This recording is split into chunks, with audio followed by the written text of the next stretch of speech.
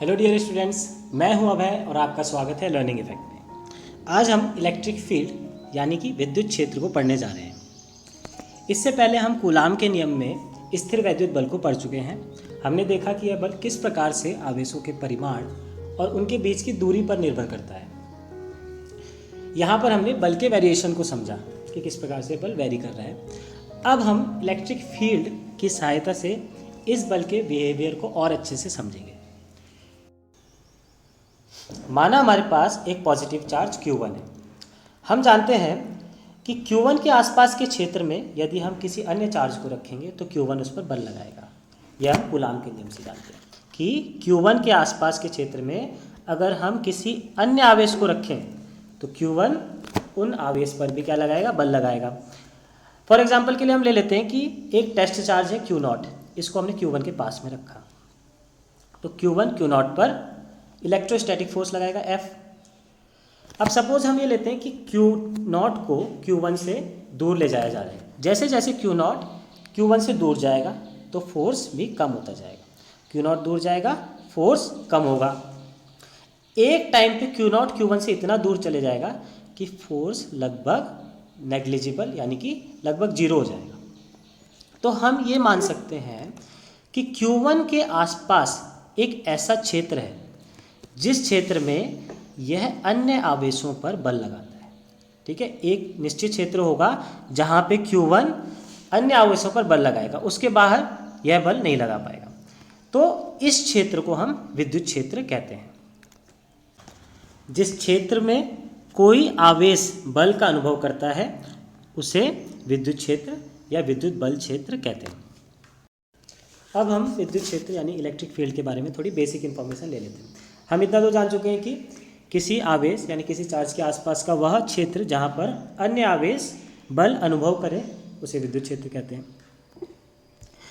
इस विद्युत क्षेत्र की सहायता से हम स्पेस में किसी भी बिंदु पर आवेश पर कितना बल लगेगा ये भी बता सकते हैं। तो उस बल का परिमाण क्या होगा ये भी हम बता सकते हैं विद्युत क्षेत्र की सहायता से। मान लो कि हमने Q0 को यहाँ रखा तो इस पर बल क्या होगा और उसकी दिशा क्या होगी। इसी प्रकार से कहीं और किसी और बिंदु पर रखा तो उस पर बल और दिशा क्या होगी ये हम बता सकते हैं। तो विद्युत क्षेत्र की सहायता से किसी भी बिंदु पर हम बल का परिमाण और बल की दिशा बता सकते हैं। अब विद्युत क्षेत्र को रिप्रेजेंट करने का क्या तरीका है कि इसके आसपास मान लो हमारे पास एग्जांपल है कि Q1 एक चार्ज है, इसके आसपास के स्पेस में विद्युत क्षेत्र है यानी इलेक्ट्रिक फील्ड है। तो इसको रिप्रेजेंट कैसे किया जाए? इसको रिप्रेजेंट किया जाता है इमेजिनरी लाइंस से। ठीक है, हम काल्पनिक लाइंस से विद्युत क्षेत्र को इमेजिन करते हैं या रिप्रेजेंट करते हैं और उन्हें हम बोलते हैं विद्युत क्षेत्र रेखाएं या फिर इलेक्ट्रिक फील्ड लाइंस। तो इन लाइंस को हम ये मानते हैं कि ये लाइंस धनात्मक आवेश से निकलती हैं। ठीक है, पॉजिटिव चार्ज से बाहर की ओर ये लाइंस निकलती है, इलेक्ट्रिक फील्ड लाइंस ये बाहर को निकलती है। और ऋणात्मक आवेश यानी कि नेगेटिव चार्ज के अंदर जाती है। तो पॉजिटिव चार्ज से रेडियली आउटवर्ड्स जाएगी, जैसे इस चित्र में दिख रहा है रेडियली आउटवर्ड्स, और ठीक इसके उल्टा नेगेटिव चार्ज के अंदर को जाएगी। ये अभी हम आगे डिटेल में पढ़ेंगे।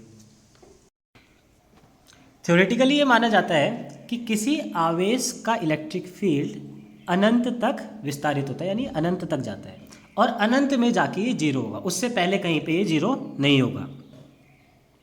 पर प्रैक्टिकली किसी आवेश का इलेक्ट्रिक फील्ड का इफेक्ट एक निश्चित दूरी तक ही होगा। एक निश्चित दूरी तक ही वो अन्य आवेशों पर बल लगा पाएगा, उस दूरी के बाद वो बल बिल्कुल नेग्लिजिबल होगा या जीरो होगा। तो प्रैक्टिकली तो हम ये मानेंगे कि इलेक्ट्रिक फील्ड एक फिक्स डिस्टेंस तक है, पर थ्योरेटिकली ये इन्फिनिटी तक माना जाएगा। और किसी आवेश के अंदर यानी कि R=0 पर कोई भी इलेक्ट्रिक फील्ड नहीं माना जाता है। ठीक है, जैसे यहाँ पे ये Q1 चार्ज है, इसके अंदर यहाँ पर R=0 पर इलेक्ट्रिक फील्ड 0 होगा। अब हम देखते हैं कि इलेक्ट्रिक फील्ड इंटेंसिटी क्या होती है यानी कि विद्युत क्षेत्र तीव्रता क्या होती है। माना हमारे पास एक पॉजिटिव चार्ज है Q जिसे पॉइंट O पर रखा गया है। Q को पॉइंट O पर रखा गया है और O से R दूरी पर एक पॉइंट है P जहाँ पर हमने एक टेस्ट चार्ज Q0 को रखा है। ठीक है, ये भी पॉजिटिव और टेस्ट चार्ज भी पॉजिटिव होता है। तो Q0 पर टेस्ट चार्ज पर Q के कारण लगने वाला बल है F, हमने इसको कैपिटल F से डिनोट कर दिया। तो इसकी डायरेक्शन क्या होगी, Q के अपोजिट यानी OP डायरेक्शन में। तो हम विद्युत क्षेत्र की तीव्रता को कुछ इस प्रकार से डिफाइन करते हैं कि इलेक्ट्रिक फील्ड इंटेंसिटी, विद्युत क्षेत्र की तीव्रता electric field intensity E equals to F upon Q, जितना टेस्ट चार्ज में बल लग रहा है डिवाइडेड बाय टेस्ट चार्ज का मैग्नीट्यूड यानी परिमाण F अपॉन Q। तो इस प्रकार से हम इलेक्ट्रिक फील्ड इंटेंसिटी को डिफाइन करते हैं। अब हम इस फॉर्मूले से क्या देख रहे हैं, हमने फोर्स को डिवाइड कर दिया चार्ज से, यानी कि हमने निकाला है पर कूलाम फोर्स।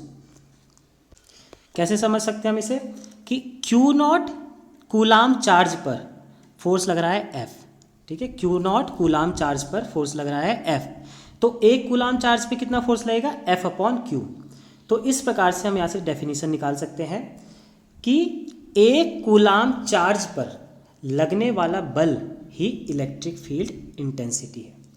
क्या डेफिनेशन बन जाएगी, किसी बिंदु पर विद्युत क्षेत्र की तीव्रता उस बिंदु पर रखे गए एकांक धन परीक्षण आवेश, यानी एकांक धन परीक्षण आवेश यानी कि एक कूलाम आवेश, ठीक है, परीक्षण भी नहीं होना चाहिए यहाँ पे, एकांक धन आवेश से ही चल जाएगा काम।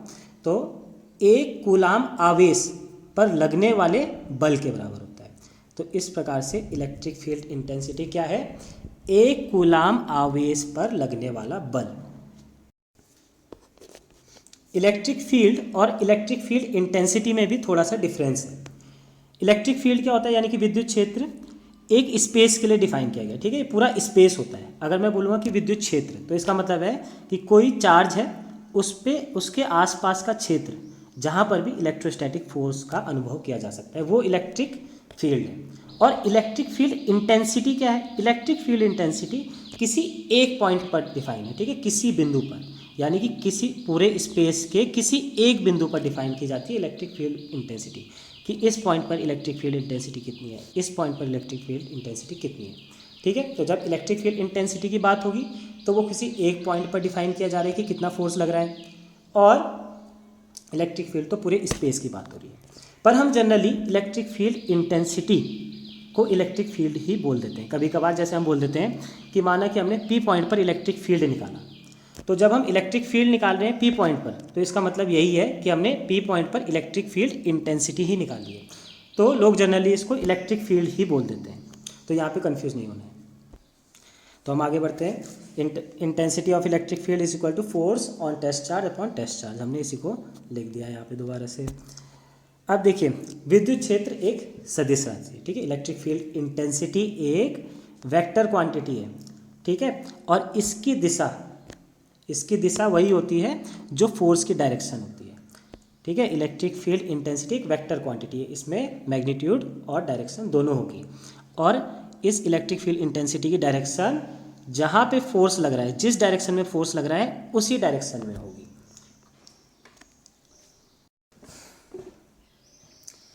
अब हम बात करते हैं सोर्स चार्ज और टेस्ट चार्ज की। सोर्स चार्ज वो चार्ज होता है जिसके कारण विद्युत क्षेत्र उत्पन्न हो रहा है, यानी कि जिसके कारण हम इलेक्ट्रिक फील्ड इंटेंसिटी किसी पॉइंट पर निकाल रहे हैं। जैसे यहाँ पे चित्र था, तो O पॉइंट पर Q चार्ज है, इस Q चार्ज के कारण इलेक्ट्रिक फील्ड उत्पन्न हो रहा है, और इस Q चार्ज के कारण ही हम इलेक्ट्रिक फील्ड इंटेंसिटी निकाल रहे हैं P पॉइंट पर। तो यहाँ पर Q चार्ज क्या है, सोर्स चार्ज, ये इलेक्ट्रिक फील्ड उत्पन्न कर रहा है, ये स्रोत है। अगर चार्ज Q के आसपास कोई चार्ज ना भी हो, ठीक है, इसके आसपास कोई चार्ज ना हो, तब भी तो ये Q इलेक्ट्रिक फील्ड उत्पन्न करेगा। इस Q के आसपास के स्पेस में इलेक्ट्रिक फील्ड तो होगा, पर जब हमें इलेक्ट्रिक फील्ड इंटेंसिटी डिफाइन करनी है तो हमें यहाँ पर कोई ना कोई चार्ज रखना पड़ेगा, क्योंकि ये Q किसी दूसरे चार्ज पर ही तो फोर्स लगाएगा। जब चार्ज है ही नहीं तो फोर्स किस में लगाएगा, ये फोर्स हमें प्राप्त कैसे होगा, खाली स्पेस में तो फोर्स लगेगा नहीं। तो हम इलेक्ट्रिक फील्ड इंटेंसिटी को डिफाइन करने के लिए अपनी तरफ से एक पॉजिटिव चार्ज इसके आसपास के रीजन में रखते हैं, जहाँ पे हमने इस एग्जांपल में O के पास P पॉइंट पर एक पॉजिटिव चार्ज रखा था। तो ये जो पॉजिटिव चार्ज हम रख रहे हैं इलेक्ट्रिक फील्ड इंटेंसिटी डिफाइन करने के लिए, इसको हम टेस्ट चार्ज कहते हैं। टेस्ट चार्ज बहुत छोटा चार्ज होता है। बहुत छोटे का मतलब है कि टेस्ट चार्ज का परिमाण बहुत छोटा होगा। अब ये इसका परिमाण इतना छोटा क्यों होगा? क्योंकि अगर इसका परिमाण ज़्यादा होगा तो ये खुद भी फोर्स उत्पन्न करेगा, इस क्यू पर फोर्स लगाएगा, या फिर ये खुद भी इलेक्ट्रिक फील्ड उत्पन्न करेगा। अब अगर ये इलेक्ट्रिक फील्ड उत्पन्न करेगा तो ये इस सोर्स चार्ज के इलेक्ट्रिक फील्ड को भी क्या करेगा? इफेक्ट कर देगा। तो हमें तो केवल इस क्यू के इलेक्ट्रिक फील्ड इंटेंसिटी निकालनी है, ठीक है, इस पर किसी और का कोई प्रभाव नहीं होना चाहिए। तो अगर हमें इसकी केवल क्यू की इलेक्ट्रिक फील्ड इंटेंसिटी निकालनी है और इस पर किसी और का प्रभाव ना हो, तो हमें अपना टेस्ट चार्ज भी ऐसा रखना होगा जो खुद भी इलेक्ट्रिक फील्ड ना निकाले। इसलिए हम टेस्ट चार्ज को इतना छोटा लेते हैं। तो अगर हम इसको मैथमेटिकली बताएं तो electric field intensity E is equals to limit Q tending to zero, ठीक है। यहाँ पे limit Q naught tending to zero होना चाहिए, यानी कि यहाँ पे ये जो Q नॉट है ये लगभग जीरो के बराबर हो या जीरो की तरफ जा रहा हो, ठीक है, क्योंकि हम एग्जैक्टली जीरो तो ले नहीं सकते, यानी तो यहाँ पे तो कोई आवेश रहेगा ही नहीं, पर हमें छोटा सा छोटा आवेश लेना है, इसलिए हम यहाँ पे Q naught tending to zero लिख देते हैं। Electric field intensity E is equals to limit Q naught tending to zero F by Q naught. तो इस प्रकार से हम इसको डिनोट करते हैं।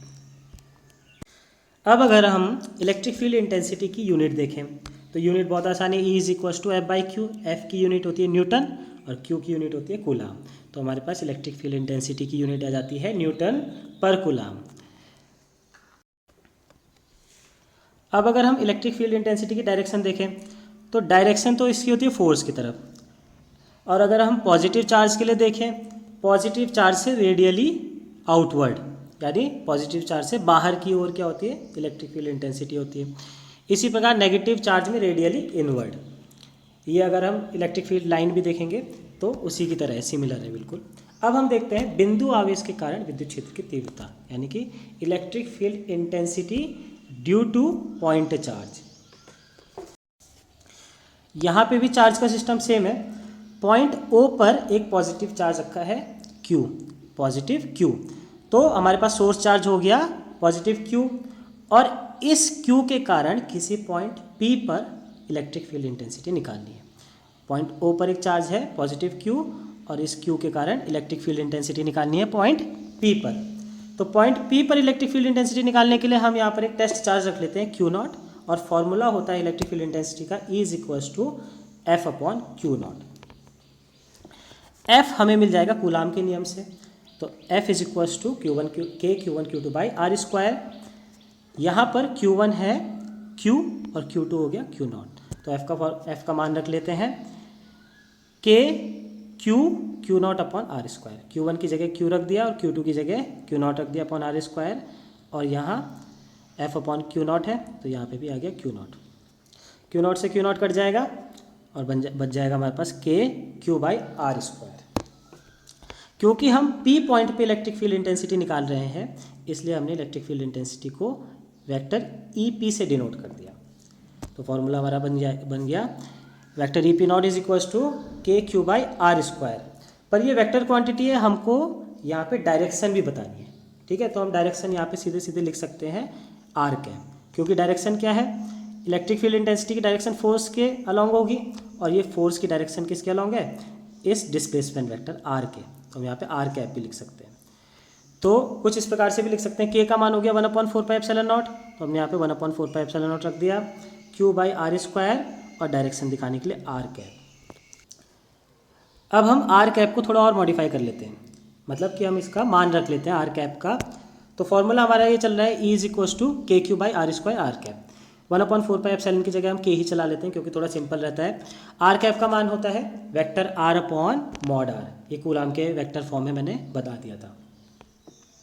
तो फॉर्मूला बन जाएगा E is equals to KQ by mod R square R by vector R by mod R।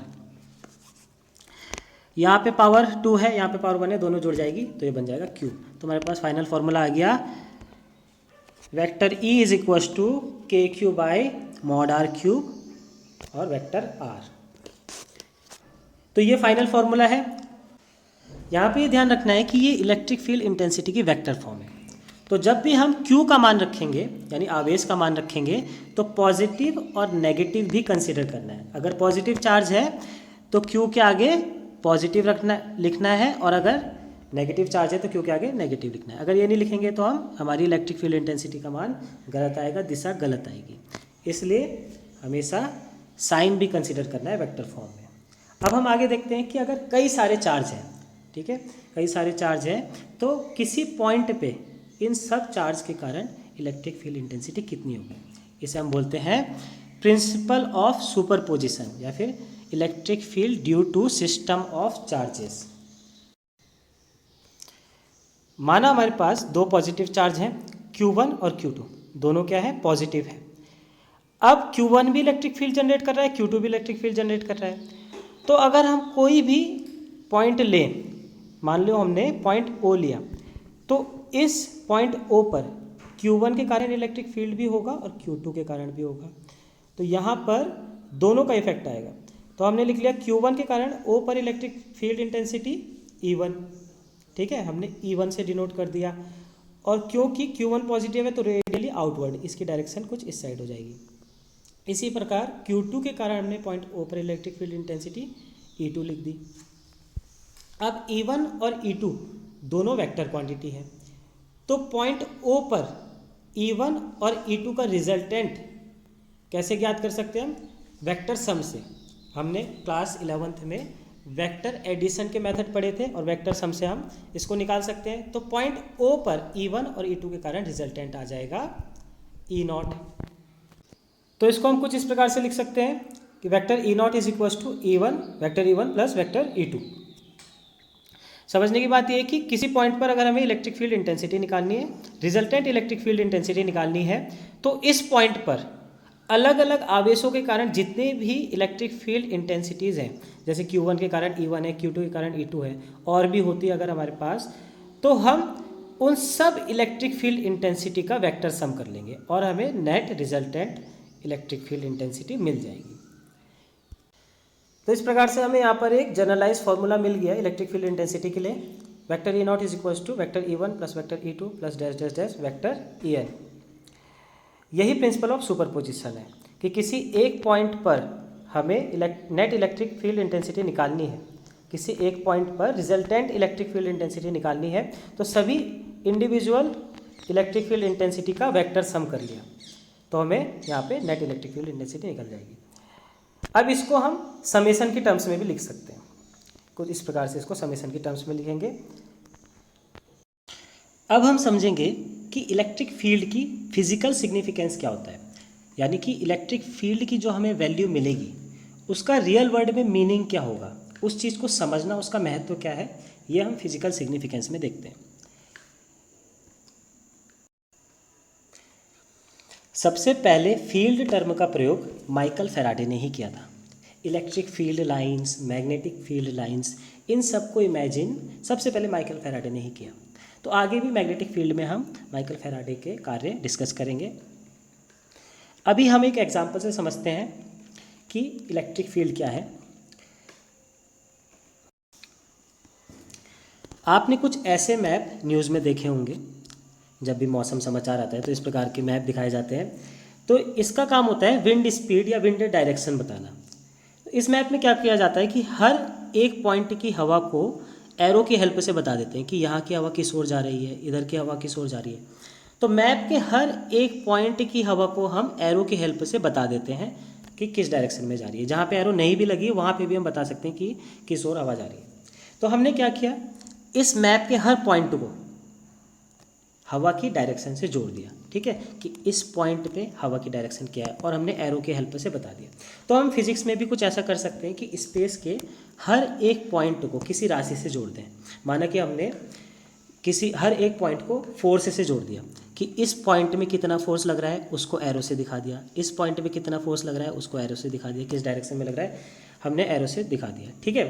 तो फील्ड का भी काम यही होता है। फील्ड में क्या किया जाता है, जैसे विद्युत क्षेत्र है तो विद्युत क्षेत्र यानी इलेक्ट्रिक फील्ड। तो इलेक्ट्रिक फील्ड में स्पेस के हर पॉइंट को किसी एक क्वांटिटी से जोड़ दिया जाता है, एसोसिएट कर दिया जाता है, ठीक है। तो इलेक्ट्रिक फील्ड में क्या होता है, इलेक्ट्रिक फील्ड में हर पॉइंट से इलेक्ट्रिक फील्ड बताया जाता है, और हर पॉइंट का इलेक्ट्रिक फील्ड पता होगा तो हर पॉइंट का फोर्स पता होता है।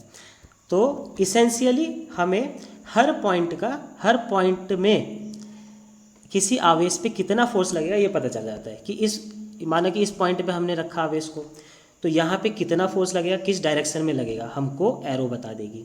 इसी प्रकार से हमने यहाँ रखा किसी आवेश को, तो किस डायरेक्शन में फोर्स लगेगा, कितना फोर्स लगेगा, ये हमको पता चल जाता है। तो इलेक्ट्रिक फील्ड का काम क्या होता है, हर पॉइंट में, स्पेस के हर पॉइंट में, किसी भी पॉइंट में इलेक्ट्रिक फोर्स को डिफाइन करना। तो सबसे बड़ा बेनिफिट हमारा इलेक्ट्रिक फील्ड से यही है कि हम स्पेस के सभी पॉइंट में फोर्स को कैलकुलेट कर सकते हैं। और इसका फॉर्मूला हमारे पास आ जाता है, अगर हमें ई पता है, यानी कि इलेक्ट्रिक फील्ड इंटेंसिटी पता है, इलेक्ट्रिक फील्ड इंटेंसिटी पता है, और हमें चार्ज पता है कि हम कितना चार्ज उस पॉइंट पे रख रहे हैं, तो हम उस पर फोर्स निकाल सकते हैं। ठीक है, ये फॉर्मूला तो हम पहले ही पढ़ चुके थे, E=F/Q। पर इस फॉर्मूले की हेल्प से सबसे इंपॉर्टेंट चीज़ हम क्या निकाल सकते हैं, फोर्स निकाल सकते हैं किसी भी पॉइंट में। ठीक है, तो आज के लिए इतना ही।